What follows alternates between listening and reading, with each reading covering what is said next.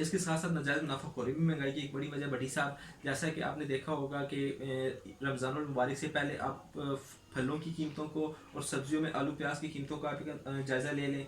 जिस तरीके से आलू जो था वो आई थिंक सो रमज़ान से पहले 50 रुपये पर के जी था, इस टाइम पे वो 70 रुपये पर के जी हो चुका है। 20 रुपये का एक इजाफा किया जा चुका है, जो कि जिसका सारा असर हमारे गरीब तबके पर पड़ रहा है।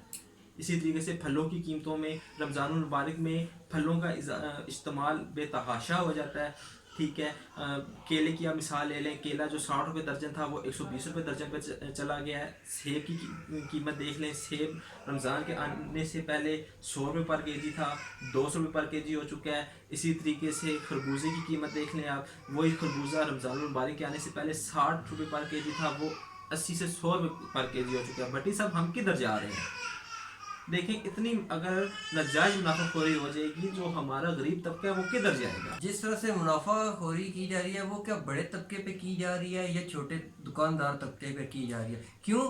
क्योंकि जैसे ही रमज़ानुल मुबारक आता है तो जैसा आपने बताया फलों में और सब्जियों में इजाफा, बेपनाह इजाफा हो जाता है। तो क्या जो ये फल फरोश या सब्ज़ी फरोश लोग हैं ये मंडियों में जाते हैं, क्या इनको वहाँ से कीमतें ज़्यादा मिलती हैं, या मेन ये यहाँ से फैक्ट्रियों में से आ रहे हैं फल सब्ज़ी वगैरह, ये वहाँ से महंगे मिलते हैं? थोड़ा सा हमारे व्यूवर्स को ये भी बताइएगा कि आखिर ये नाजायज़ मुनाफाखोरी कहाँ पे हो रही है।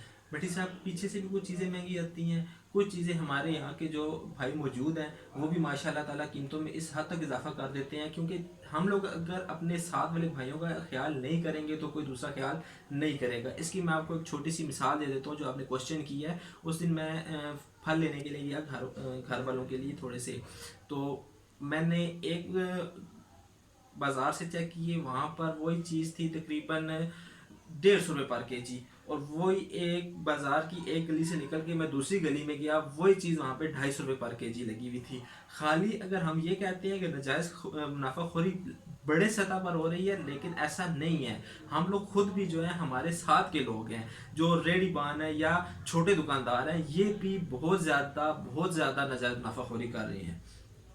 इस सिलसिले में हमें हुकूमत से हुकूमती रिलीफ की तवक्को है। अगर हुकूमत हुकूमती रिलीफ दे देती है इन त्योहारों पर, रमज़ानुल मुबारक में, ईद के मौके पर, जिस तरीके से अभी हुकूमत ने एक पेट्रोल का रिलीफ दिया है, हालांकि ये रिलीफ ज़्यादा हो सकता था।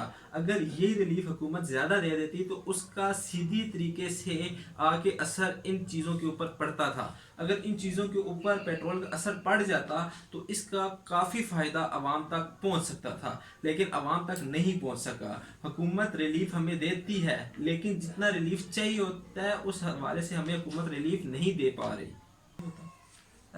ठीक है जैन साहब, जिस तरह आप कह रहे हैं कि पेट्रोल वगैरह में, लेकिन इसके साथ साथ जैसे अशियाए खरीदोनोश की किल्लत भी हो जाती है, क्या उस तरह से इजाफा नहीं होता प्राइस में?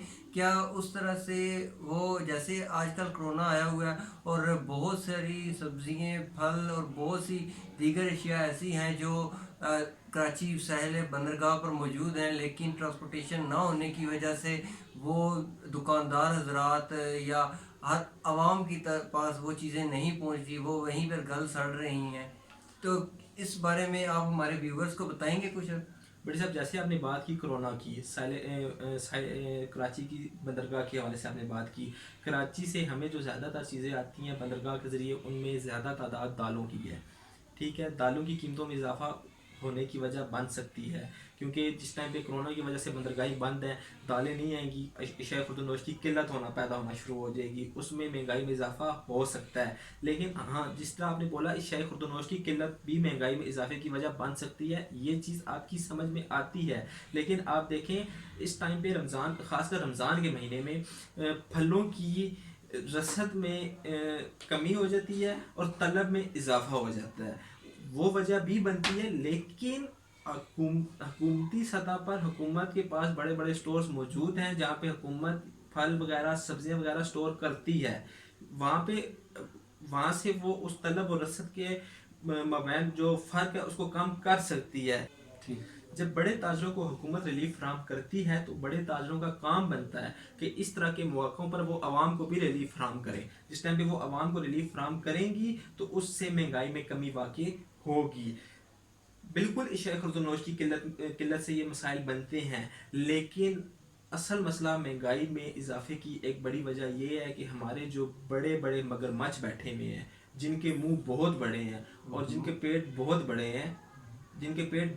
ہیں، ان کے پیٹ نہیں بھرتے، جس کا سارا نقصان ہمارے نچلے طبقہ، جو سفید پوش طبقہ ہے، اس کے اوپر جا کے پڑ جاتا ہے۔ جیسا کہ میرے ساتھ موجود زین علی راجہ صاحب نے بیان کیا ہے کہ رمضان المبارک میں مہنگائی کا جو ہے وہ جن بے قابو ہو جاتا ہے، جس سے ذخیرہ اندوزی، چیک اینڈ بیلنس، ناجائز منافع خوری اور بہت سی خرد و نوش اشیاء میں بے پناہ اضافے کے ساتھ جو سفید پوش لوگ ہوتے ہیں ان کی پہنچ سے دور ہو جاتی ہے۔